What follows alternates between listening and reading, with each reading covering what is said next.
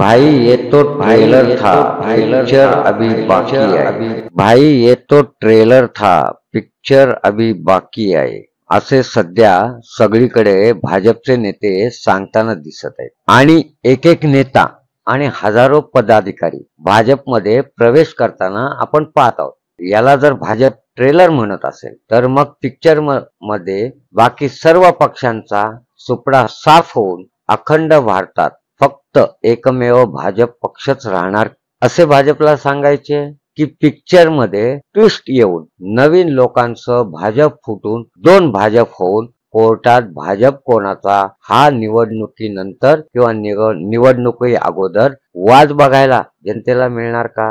आपल्याला काय वाटतं मित्रांनो, दोन भाजप होणार का अखंड भारतात फक्त एकच भाजप पक्ष राहणार, बाकीच्यांचे सुपडे साफ होणार? कमेंट करून आम्हाला नक्की सांगणे। परत भेटू नवीन विषयासह पुढील याच्यात।